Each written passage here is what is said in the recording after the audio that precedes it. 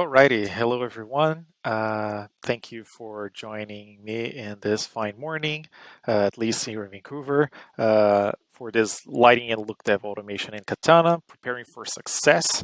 And these are my personal tips on how to be able to produce more using Katana tools and some of the new Katana 3.6 updates. My name is Abel Vargas. I am a lighter and compositor. I live here in Vancouver and I've worked at a few VFX companies and in the animation companies in this industry. I've worked exclusively as a compositor at DNEG, Method, and Animal, and I've also worked as a compositor at Zoic, and in a different season I also worked in there as a lighter. ImageWorks, Cinesight, and Atomic are the animation companies. Atomic is the one I'm currently working at, and these are the three companies that I've worked for that use Katana. And this is my, I'm talking on top of this experience working with in these pipelines. And you might ask me, okay, so these are big companies. How can I use this? What's in this for me as either a smaller company or as a freelancer? How can you get productive and be prepared for success while you're using Katana? And I want to tell you that. Better yet, I will show you. For this webinar, I actually built a little short project, if I may call it a short film, but it's very short. This is only 4 shots long. It's called Ground Zero because I had to name it something to make it cool.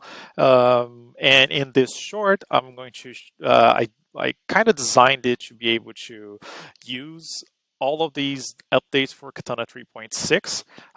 That's snapping, docking panels, network material edit, and kind of show it how I would use this in my own pipeline.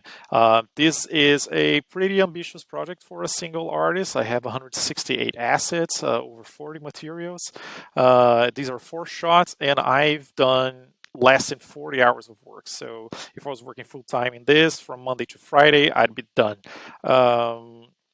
And I will also show a few tools that I love about Katana that are not an update for this version, but I feel like we should all be very familiar with them, which are variables, the monitor layer, and some collections. So there's 3 key points that I'd like you to take away from this webinar. And the first one is to always consider volume. And if you can expand on the work you've done.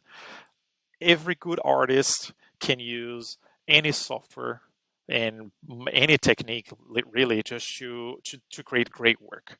But if you take great work and now you need to expand that into a whole sequence, a whole episode, a whole feature film, then you need to consider volume. And a volume and a way of working that will preserve this quality of work that you've dedicated in just one shot and turning that into multiple shots. So this volume means a different type of organization and a different type of considering what's coming up in your way. And of course, with more industry experience, you can already know what you're to expect most of the times. So there are a few things that you can do ahead of time, and I'm going to go over that very soon.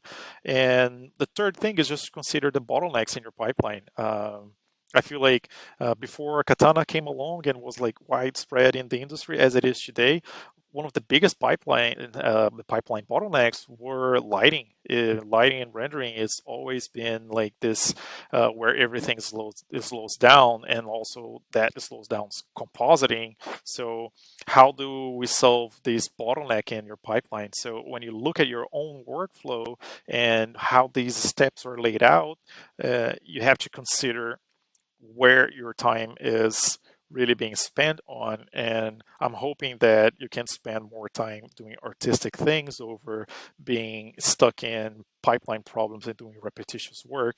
And I feel like Katana really solved that for look dev, lighting, and connecting that into a render farm. So without further ado, here's the short, and then I will come back and then I will break down the most important steps that I took to be able to deliver this.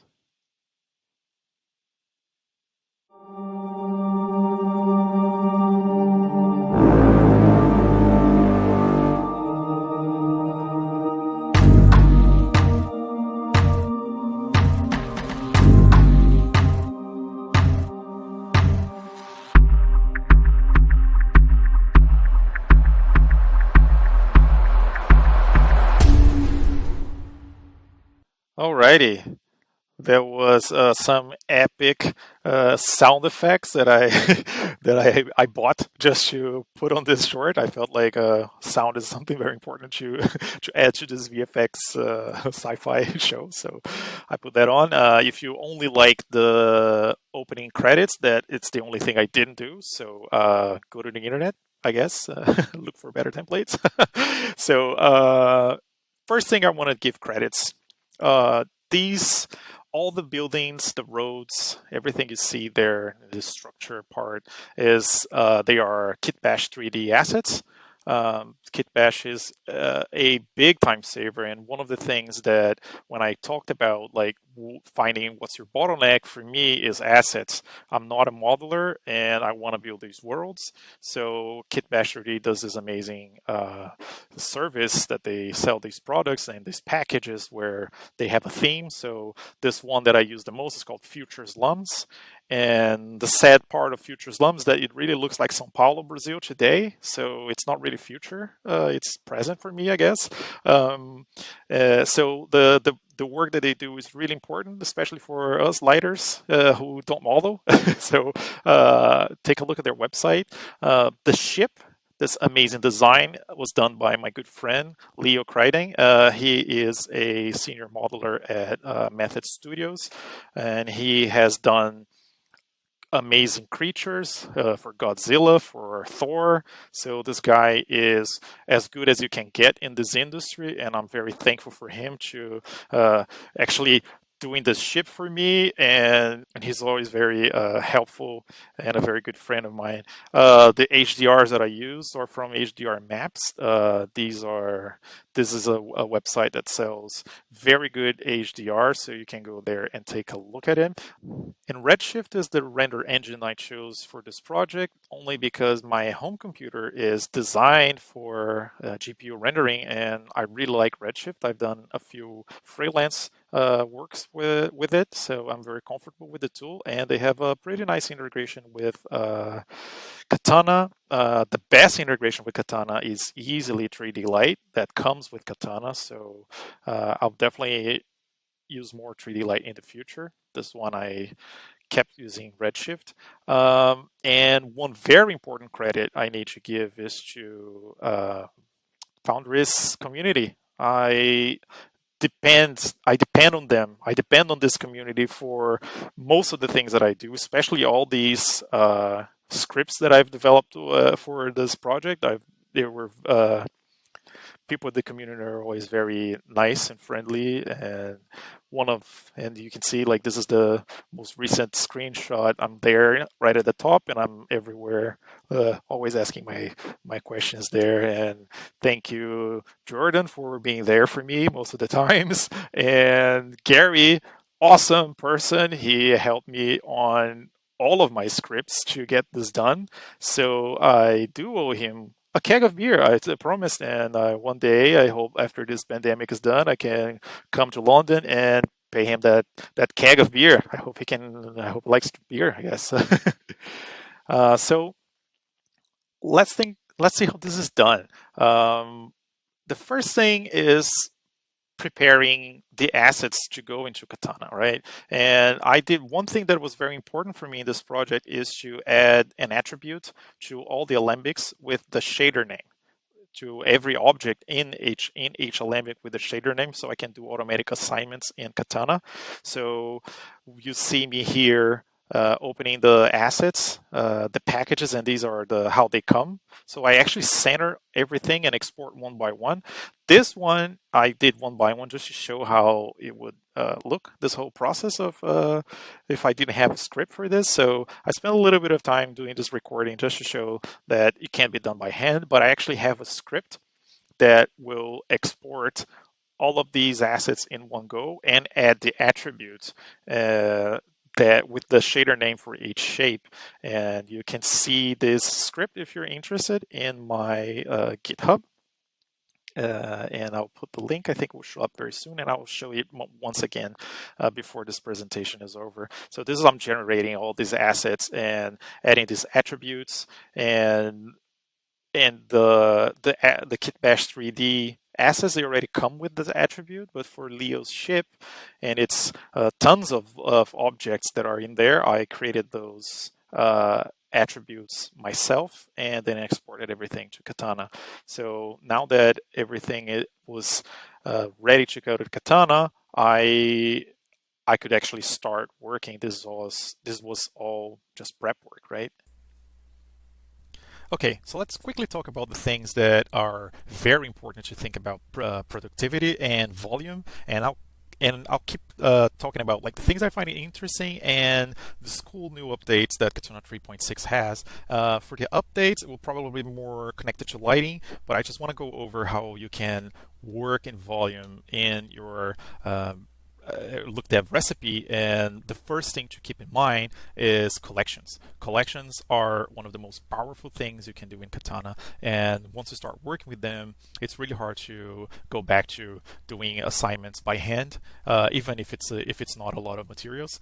The way collections work is that they are just little containers of scene graph locations. You can put paths, just groups, or you can go all the way down to the mesh. It's up to you, the way you want to work. If you have a character that keeps using the same props, you can do a collection that is the character and the props, so you can easily just create a new render layer and assign that one collection that it will always contain the character and the props, for example. The way I'm working here is working with materials, because I'm just working with the look dev now. And since I have this thing coming from let me change this asset real quick and get something with more variation.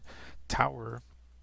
There you go. So looking from here, this is how the asset comes in, and it has a bunch of objects, and these objects they have different materials for them. The way we brought it from Maya is not this guy there. Every shape in this object, in this asset, has a arbitrary attribute called max material name that came with the kitbash 3D assets. They probably didn't use this for Katana. They were thinking of max at the time, probably. I don't know. But I created my own for the ship that Leo graciously lended me to use in this project, and I created a material name tag without the max and just added the name of the shader assigned to it from Maya. So now I have all of my my shapes with the shader name, and based on these names here, I'm creating my collections, and these collections are a very powerful but simple line of code, which is here. When you look at what this line is saying is for anything recursively, anything, literally anything inside world geo, so we got here root world geo, anything inside underneath this group here, it will collect anything that has the attribute called max material name, and which has the value of concrete mix. So once I select these guys, what this line of code returns are these objects. And the cool thing is that this is not relying on the name of the object. So this could be duplicated, change names, go into version 3.4.5 or sidewall B. You can have anything and a lot of freedom in naming, even though you have to have a naming convention to use in different stages. But at least for here, I'm just relying on this value here. And the way I test this very easily without having to render anything is I create all of these, one per material. And you see, like, it only changes this last thing. So they're all looking for the same attribute and just matching to whatever the name of the attribute contains, of the shader in this case. So once I have created one per material, and this kind of goes back and forth, I will import new materials that have a different material that I haven't anticipated. So I can just create this collection and change this name here, and boom, now I have the trash bags inside a collection. And the way I test this is creating these viewer object settings. And the viewer object settings only affect the viewer. So it doesn't affect the render at all. But the cool thing about this is that if I can add a color just for the viewer. So this is a very simple thing. And in Hydra, you can actually create a Hydra material and assign the texture to these things. So you can actually see very accurate depiction of what the material actually is in the render time. But for me, I'm just using a simple color, and it's a random color. Sometimes I try to find a color that I think in my mind makes sense. Emissive material, I mean yellow because of light, I don't know. But it doesn't matter, it could be random. And once I create these objects, the only thing I'm doing here is changing their colors. It's the only thing. I have nothing else set.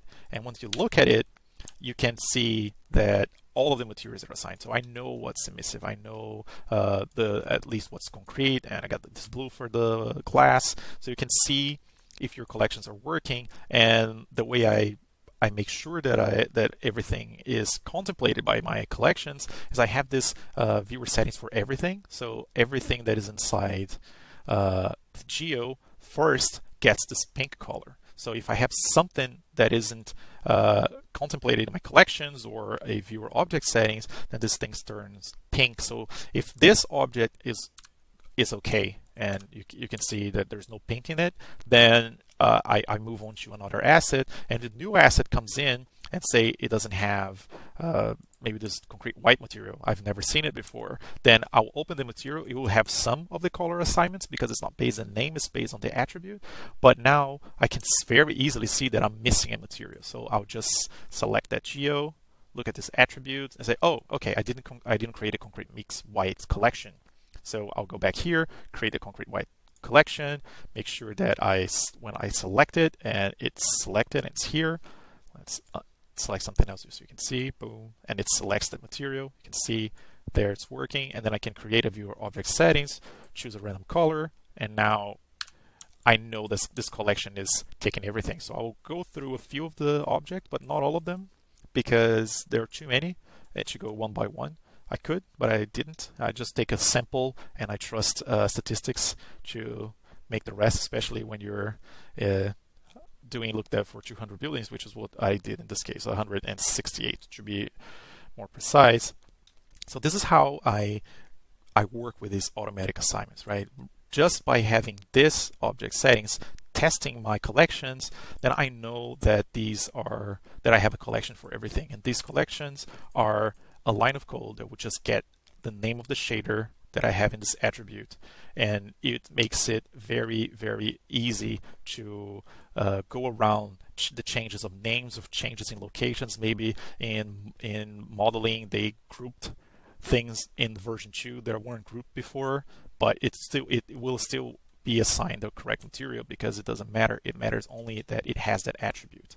After you have these collections set, and I know that they work because I have the viewer object settings, then I know I can work with my materials. And the way I work with, I Control Enter here, it's very obvious that what I use the most is actually child materials. And I have 1 material, 2, 3, and 4 materials in this. This is just a material that will be assigned to anything that doesn't have a material. So, and this is deletable. The way I do this is based on my textures and my shaders that I know of.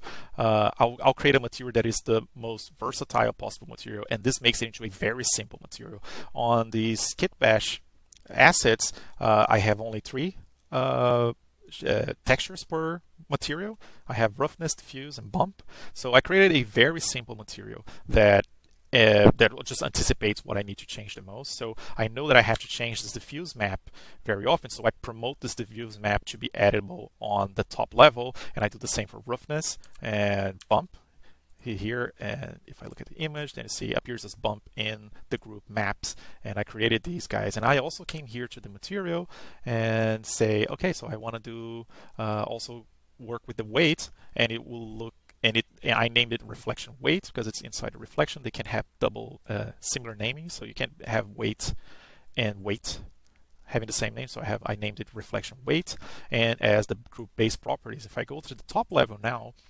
press E, then I can see that inside base properties, which is the group I created, I have reflection weight and reflection roughness, and I also have maps for these. And now that I have this uber material, if you can say that, for this one kit, and it will pretty much only work for this one kit, unless all of the kits always have just these changes to them. And then I can create child materials, and child materials are a very powerful concept. That a child material is a clone of this material, but you have the ability to change whatever you you expose from the base material. This is what makes it very powerful to work in bulk, in volume, is that if I do any changes to this material that are not overridden by the child materials, these changes will trickle down to all of the child materials. So if you have a general note of all these materials are too shiny, for example, then you can go into the main material, turn down the reflection, and then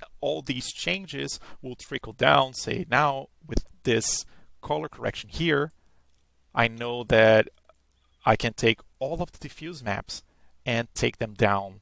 I can take their gamma down by half. And now I have every single child material will be affected by this new change because it's not even exposed and you can override it. But even if I do have this exposed to the top level and I have an override, then it won't change anything that is overridden already. So I can come here and you can see that things that I overrode with new textures and I kept the bump from the original. Here I have to change all of them. And in the base properties, I didn't have to touch much because most of it is far enough from camera that it doesn't make any difference at this point. But it's there to work all the materials individually, but they are all always checking back with the parent. So this child materials is something that it's very powerful to use when you're working in volume. And once I have created one material or one shader that I needed, especially based on my collections here, then I'm ready to do assignments. And with my material assignments here, this is a stack of all these material assignments that I have. So I have a base material, which will apply the base material, which is a pink material as well, just so I can see that something doesn't have an assignment.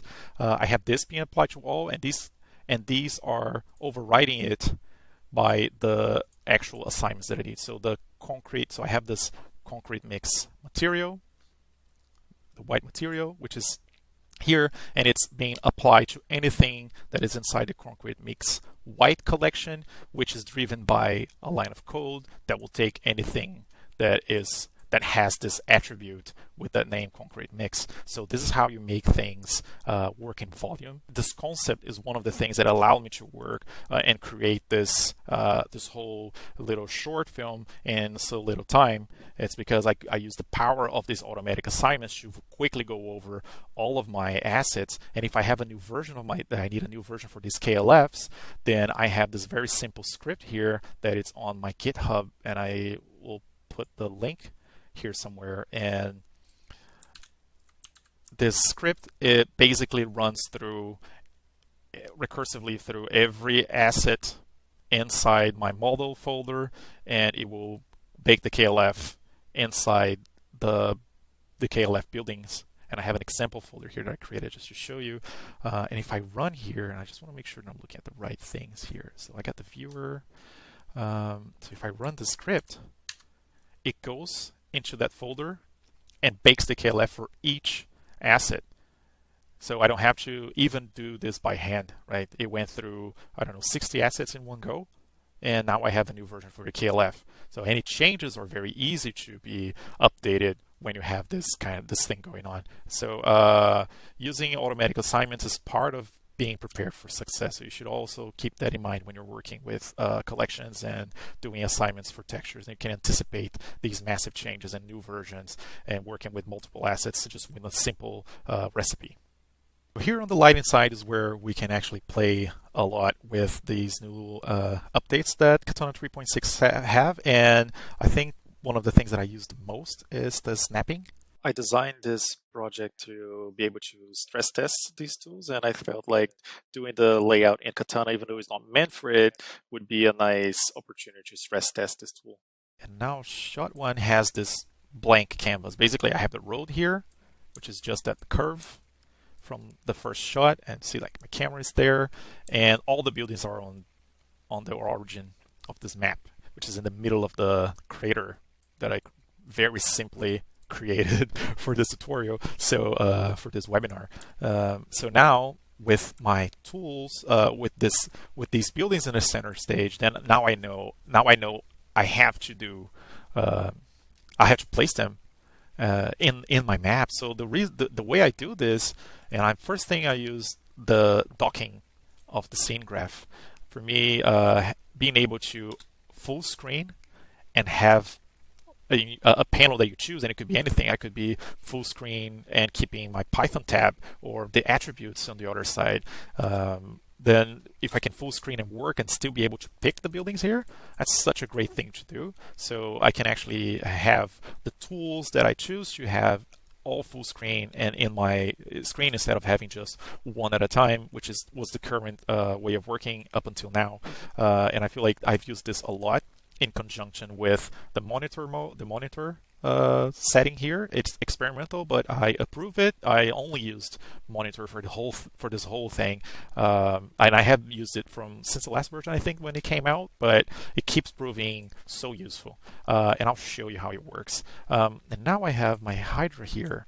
So basically, the way I started doing this, I started just snapping it, and I just want to show how this would be done without snapping, right? So I'll take this first building here. I want to put it on the corner of this street.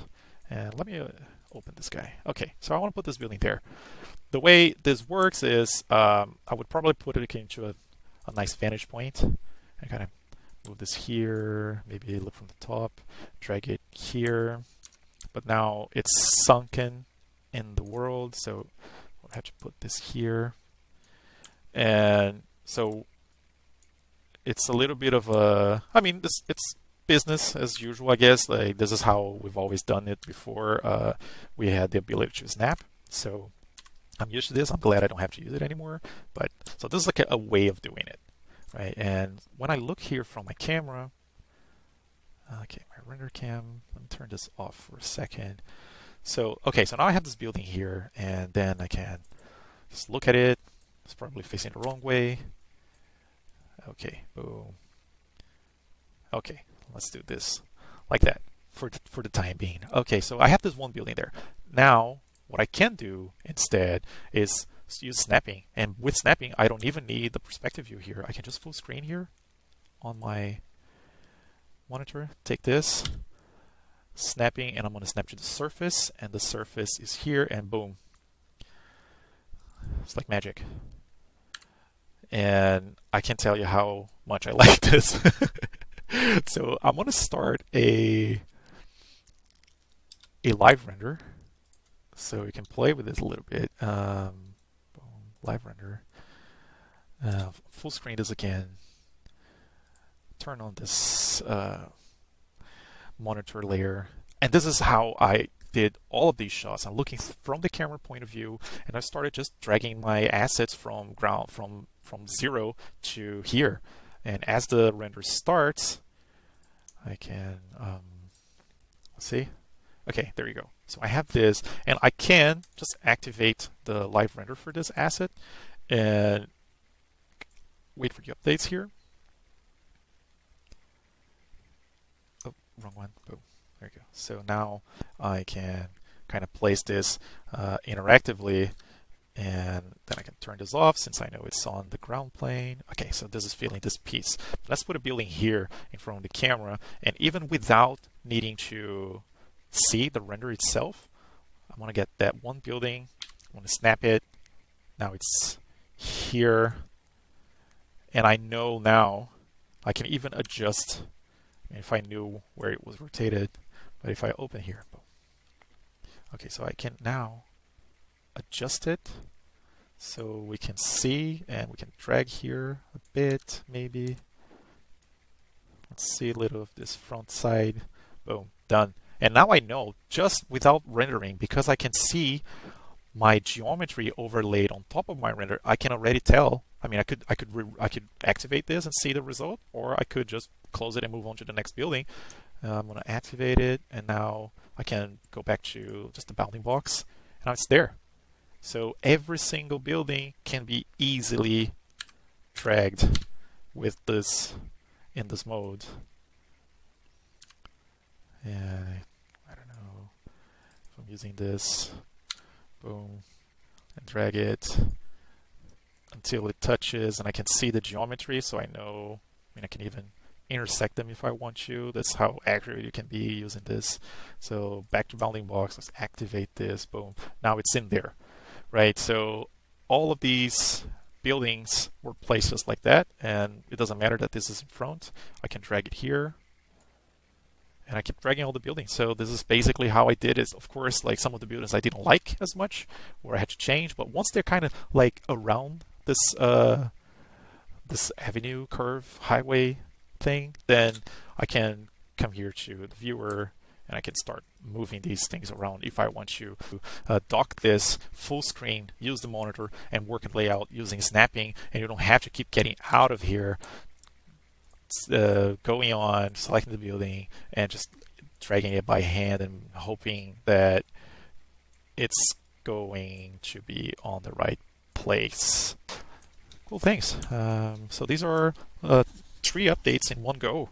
So the last update that Katana 3.6 had that I wanted to touch on is something that influences my work as a lighter every day. So whenever I have to do material edits, I can only use, theoretically, I can only use whatever the look dev artist exposed for me to use in lighting. But sometimes you need to add a different thing that is not anticipated here. So instead of kicking it back and have that to be exposed, or use a couple of different tools to be able to edit this material inside lighting in a user interface that is not very intuitive, Foundry created this network material edit node that will not only let you edit the exposed parameters, but it also lets you jump into the original material and add something new to this the material graph. So now for this one material here, for the shot number 2, it was getting too bright.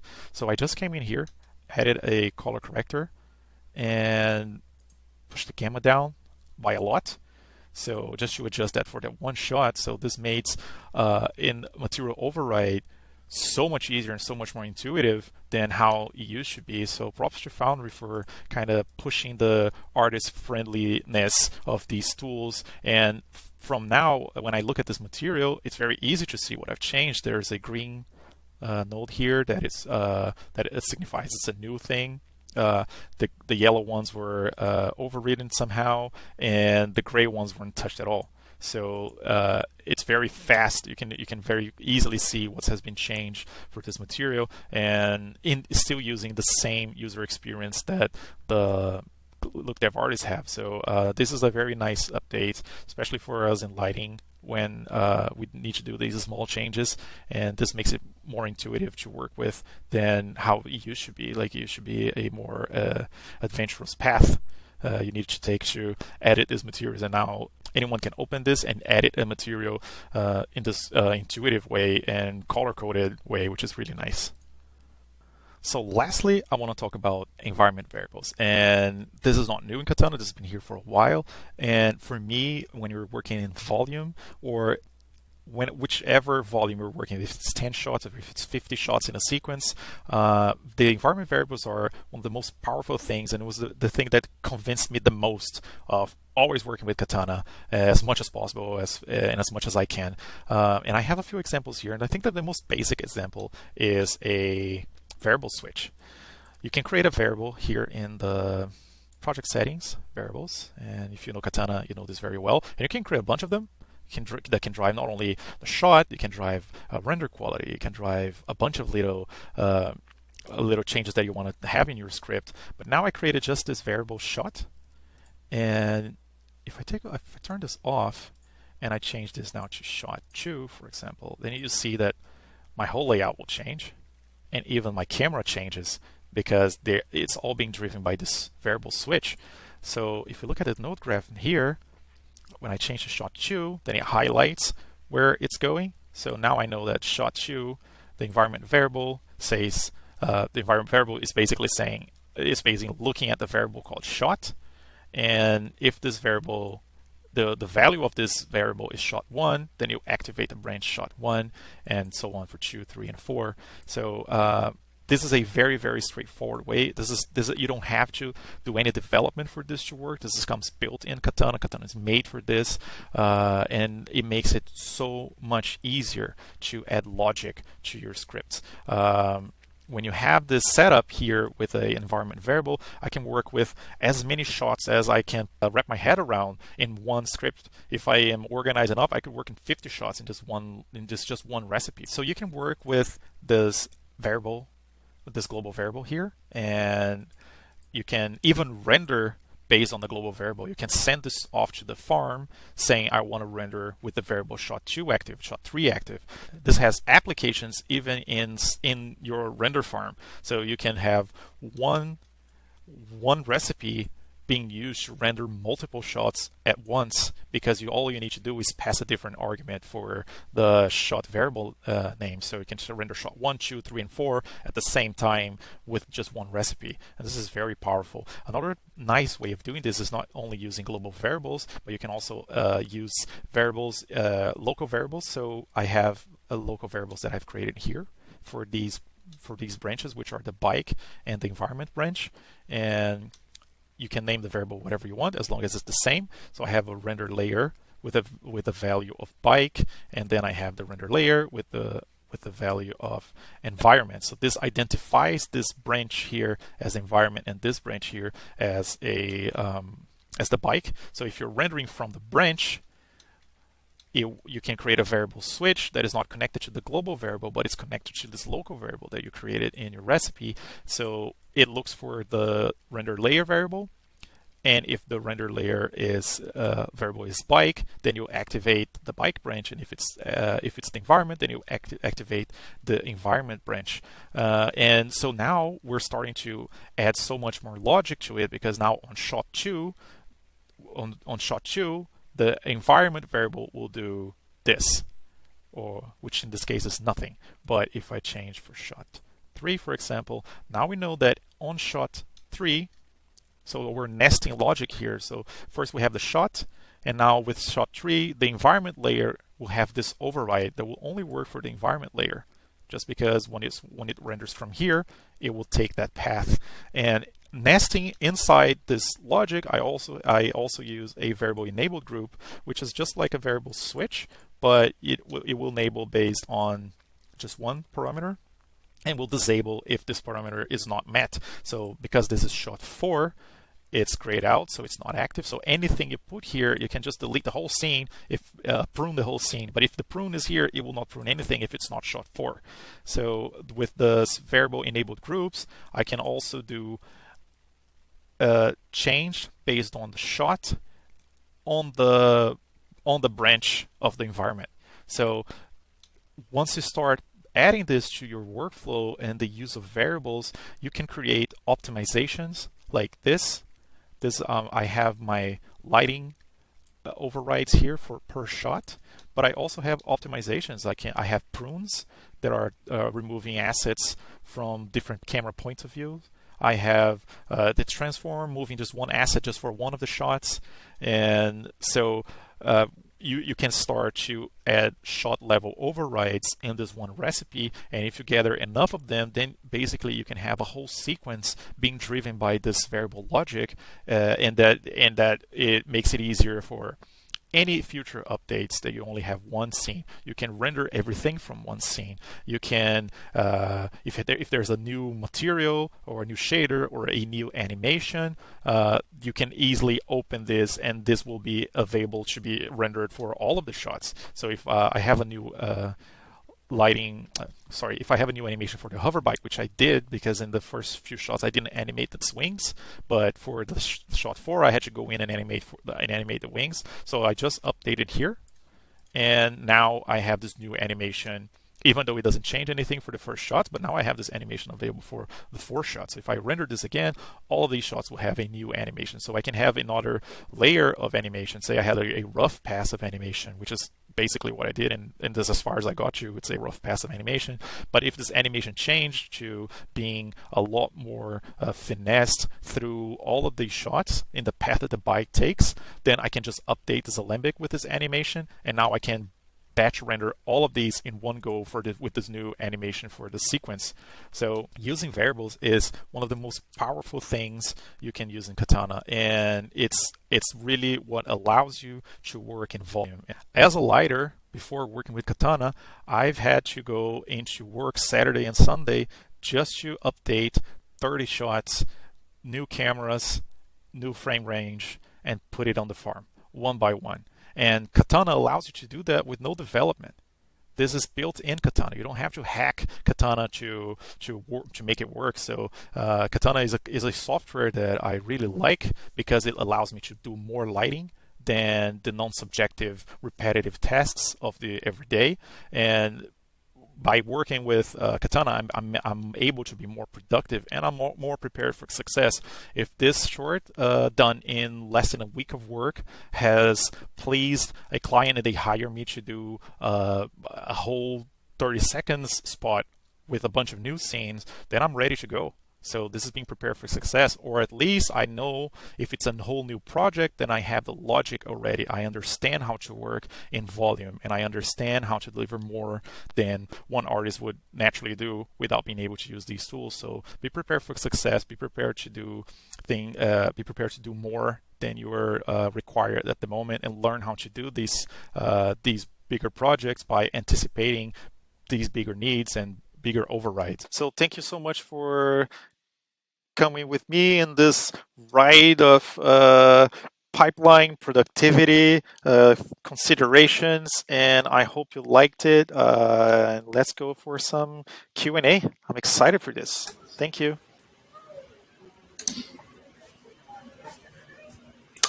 Awesome. Thank you for all the work you put into that, Abel.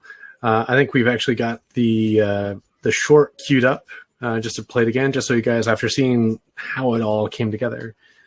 So if you could run that.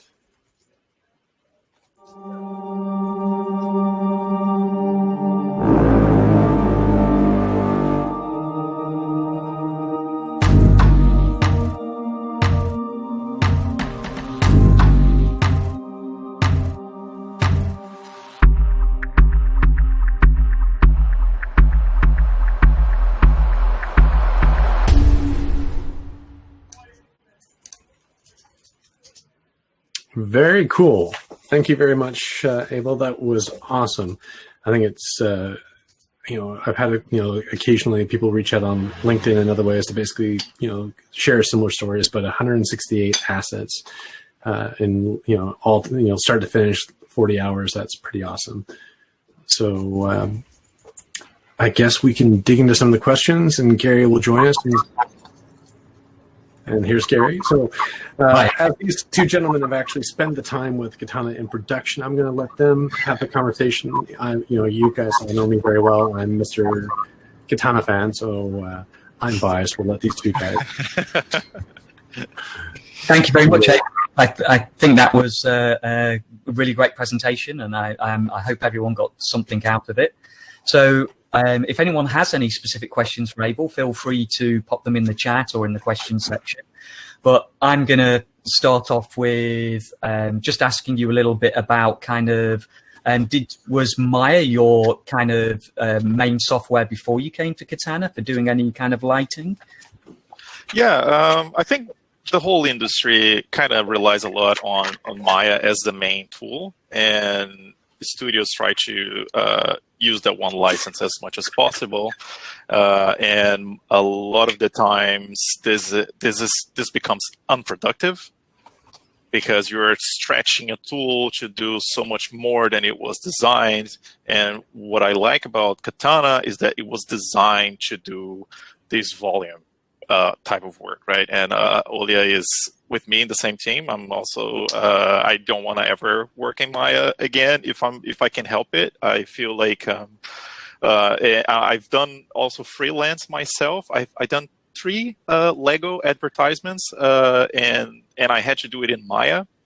And towards the end of the project, whenever you have and just like for me is just the amount of time you lose opening a shot, saving S, and adjusting the render layers by hand for every shot. It's worth your time already, just working Katana. Just this basic part.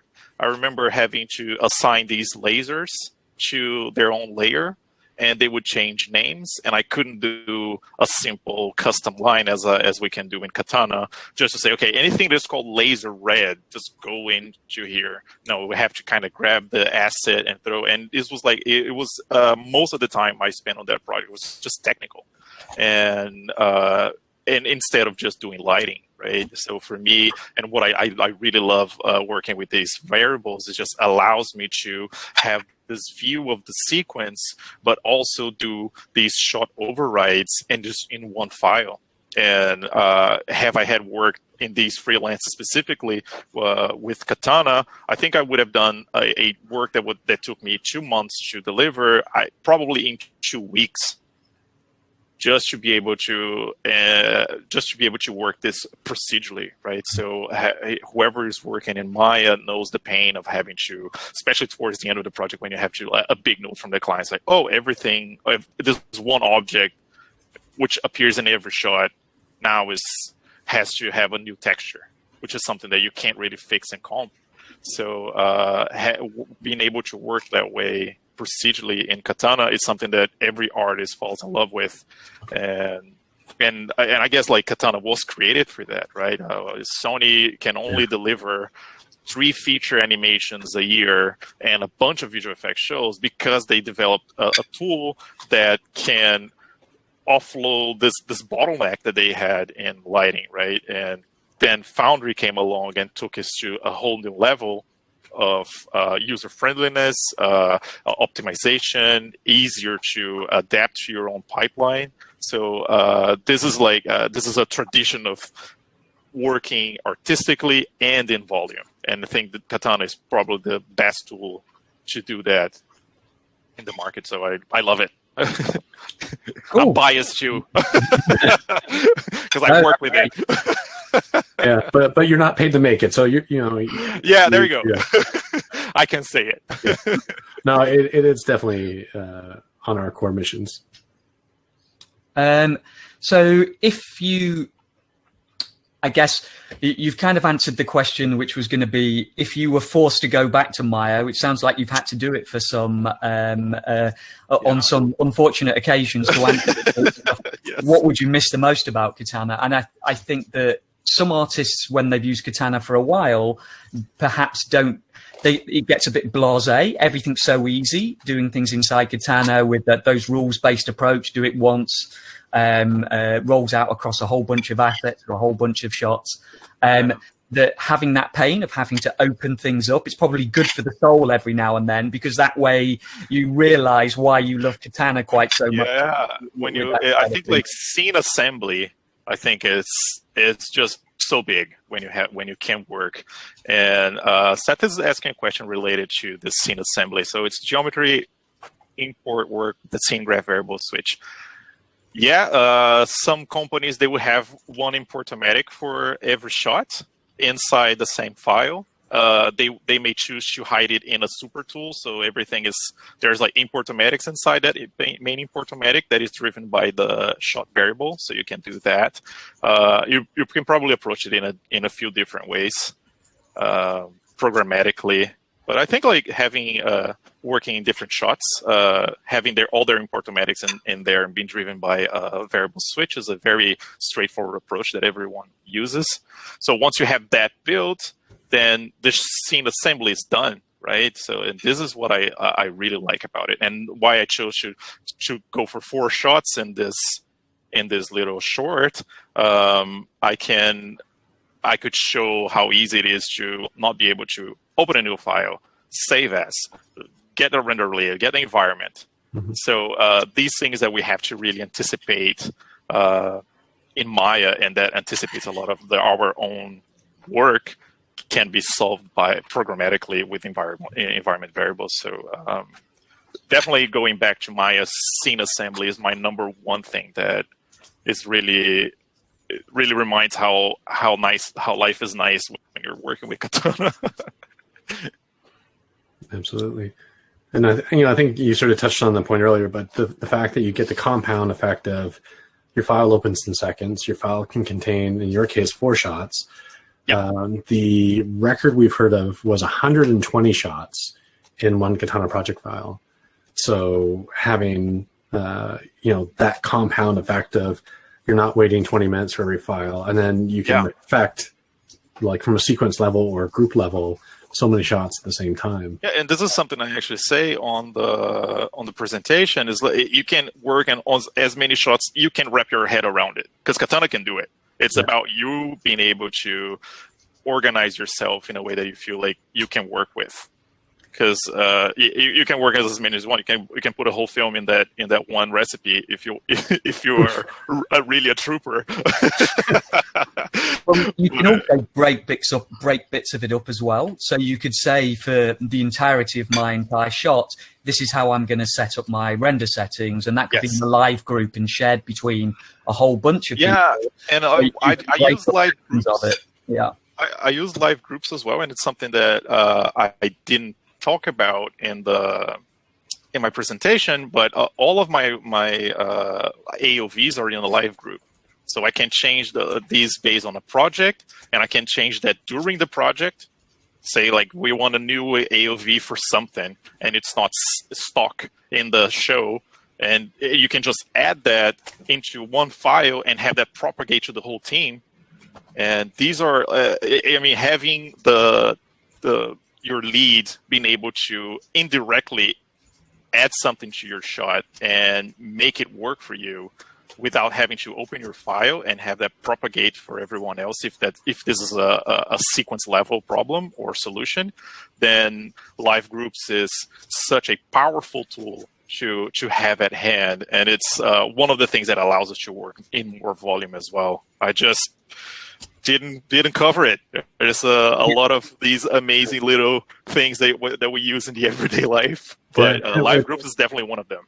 Well, it's also pretty trivial to the amount of pipeline code it would take to automate updating a Katana script, so that when it comes to, like, if there's a new animation version, having a lighter from animation, a lighter doesn't need to touch it. If their job is done, it just passes through and on the way out. Yeah, and my personal experience at Sony, which has a very, very good pipeline, most of the times we do our work, and then we're just waiting for other departments, like animation to finish up, effects to finish up, and I remember the time where lighting was the bottleneck, and everything was coming to us, and we were like, "Oh my God, I can't render all this." And now most of my times working in animation, which is my few, like, this recent years of experience, just like most of the times we're done waiting for other departments, and it feels great. It feels bad for the other departments now that they're in line, but for us it's great. Like, not having this stress. Changing decades of production history. So guys, there's a question up here, and I think both of you are well positioned to answer this. So is knowledge of Python or Lua just an addition, or is it like really sort of an important part of being a Katana artist? I think from my experience, when you first start, if you get a job as a lighter at a place that's using Katana, you can get up and running without really understanding the Pyre or the Lua kind of side of things initially. But the more you get to grips with kind of the workflow, the more you might want to learn it, because it will solve things for you very, very quickly. Especially the Lua is kind of a very powerful way for you to be able to interact with all of the attributes that make up that scene. So if you want to optimize something, and it's something that Abel is looking at cheapish at, but it's a really, really powerful tool, but you don't have to use it to be able to do lighting in Katana at all. I don't think Abel's used it that much, and he's managed to survive a while in the industry without it. Yeah, I mean, I've taught myself Python a while ago, and I got to this one level, which is like for looping. This is my expertise. I can for loop stuff, and it's as far as I used to know more, I think, of Python, but I kind of never use it. But then being able to just iterate through a scene and grab the things that you want in one line of code is very helpful. Most of the lighters do not need to learn anything at all. Like, in a company, I hardly type a line of code in Python or Lua. If you guys see in the community forum, the one that I promised a keg of beer to Gary, it was him convinced me that Lua was really nice, right? For me as not a programmer, learning Python was hard enough, and I was like, okay, I'm done. Like, I just want to know Python because Python is easy. And then with 2 lines of code, I managed to add this attribute to all the objects in my Katana scene in Lua. And I was like, okay, wow, this is great. Now I want to learn Lua as well. But this is based on my interest. It's not based on industry needs. Unless you want to go for a TD position, you don't need to learn any programming at all. Just the logic of programming is already visually in Python. Like, this variable switches are shortcuts to not program something. It's programmed for you. Yeah, to give you an idea of just how many artists really get to grips with things like Lua and Python, on one of the shows I was on, we had about 70 lighters.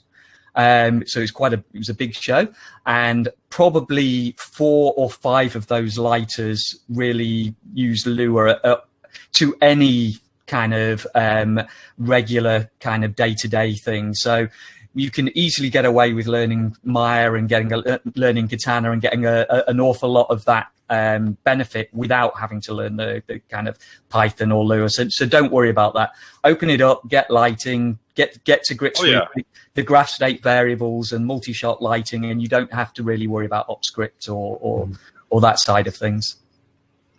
Yeah, what we usually tell people is that the people that have to learn the most about the details of Katana are the people setting up the pipeline and making process choices. As an artist, when you walk into a pipeline or you're just using it bare bones, it's always fairly straightforward. I think one of our staff members, Ariel, she said that she was productive on her first day when she rolled into Mikros. Yeah. And this is a very nice thing about lighting in Katana as a lighter. I know, and I've seen people having to get into a Maya pipeline coming from different softwares, and then coming to Katana.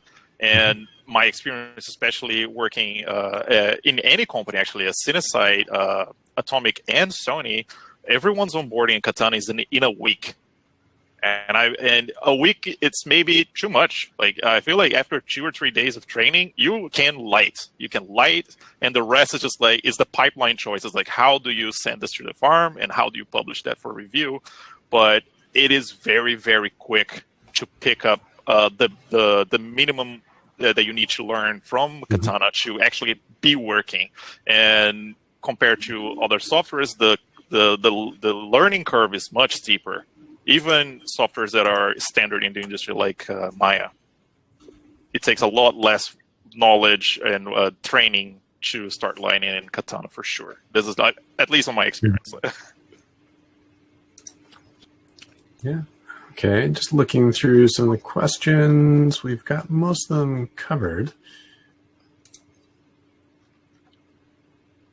I'd say, I guess maybe a bit of a trivia. What do you think is the gnarliest thing that you've had to light in Katana that you're like, whew, glad I was doing that in Katana? Oh, well, I think, I don't know. I feel like it's always about sequence setup that I'm glad I'm working Katana.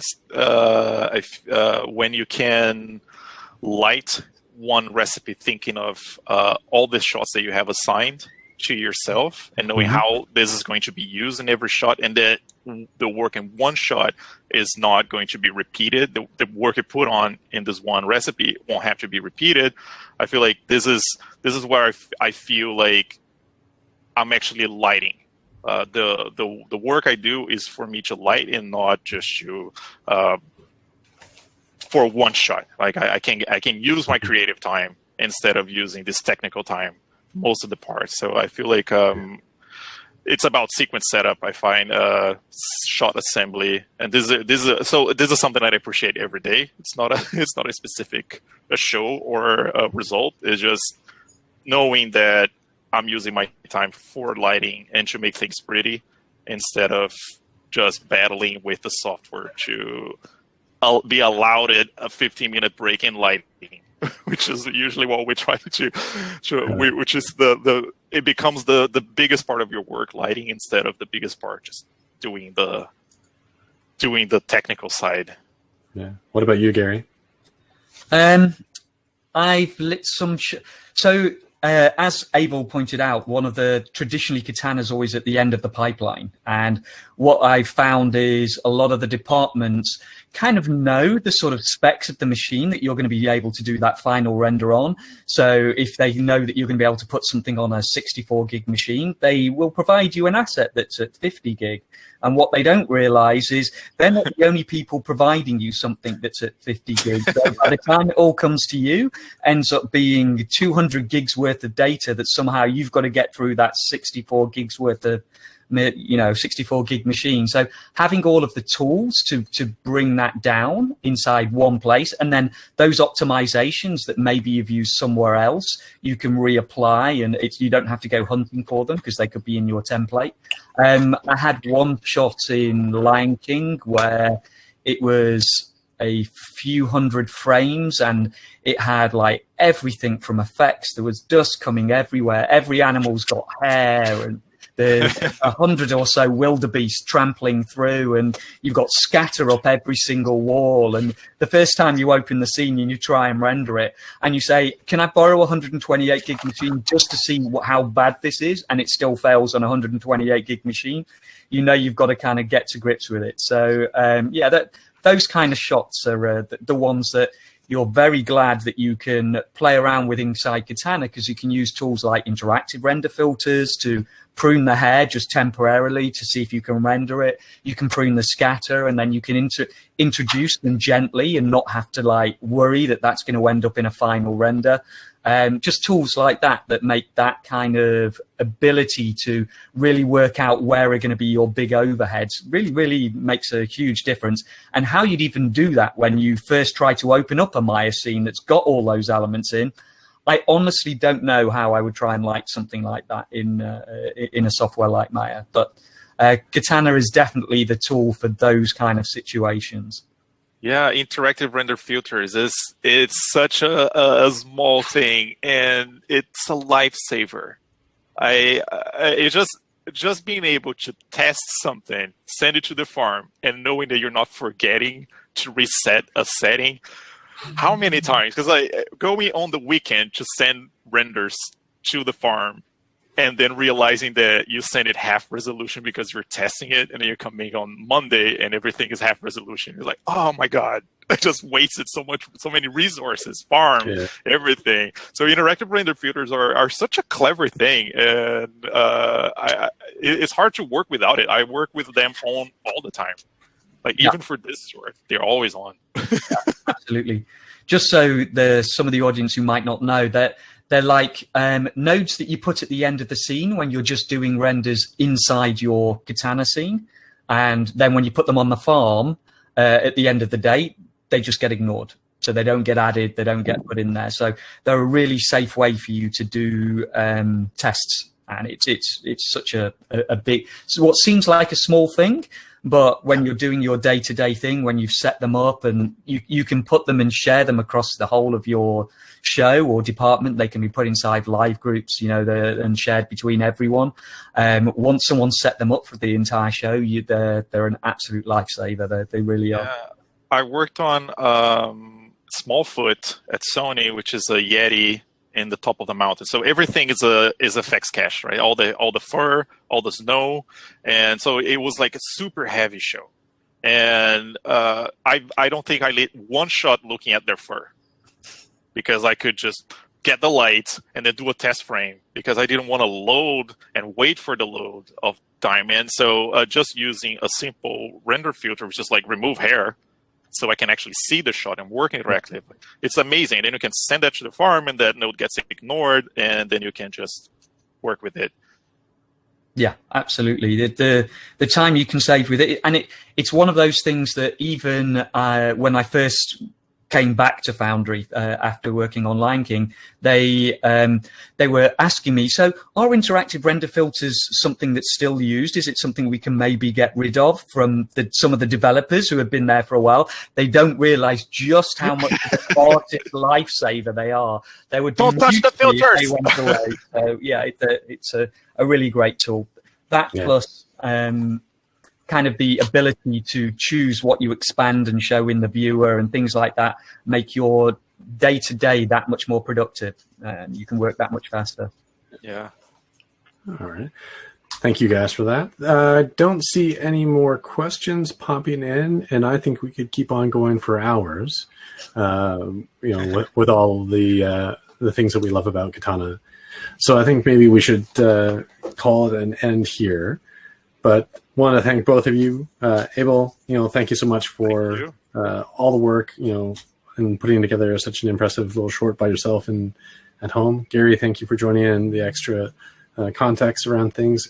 Thank you, everybody, for joining us. And can please, keep an eye out. Come to more of the virtual events. Keep your eyes posted for the details of the Foundry Live.